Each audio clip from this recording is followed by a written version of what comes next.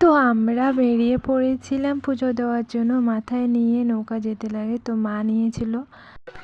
তো গাইস কিছুক্ষণ পর আমি এসেছিলাম।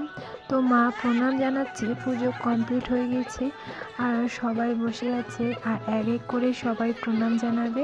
তো মার হয়ে গেলে মাসি এখন প্রণাম জানাবে। তো আমি বসে বসেই তাদেরকে ভিডিও করেছিলাম।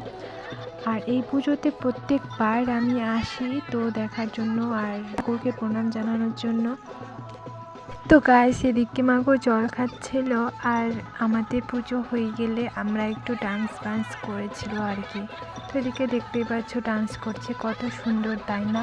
এই সন্ধ্যের মুহূর্তটা আমি ক্যামেরাবন্দি করব না তা তো কোনোদিন। তো গাইস সবার মুখের হাসিটা একটু দেখো। তো আমাদের ডান্স করা হয়ে গেলে প্রণাম নিয়ে নেব আবার, তারপর এটাকে বিসর্জন দিতে যাব। মানে গেছিল, আমরা যাইনি, বড়রা গেছিল। তো আমি তাদেরকে ভিডিও করেছিলাম আর সবাই মুখে হাসিটা জাস্ট ওয়াও লাগছিল। আমাদের নদীটা একটু নিচে যেতে লাগে আর জায়গাটা তো খুবই সুন্দর ছিল, একটু নদীটা শুধু জঙ্গল হয়েছে। তো আমাদের বিসর্জন দেওয়া হয়ে গেলে দেখো জল নিয়ে কীভাবে খেলা করছে।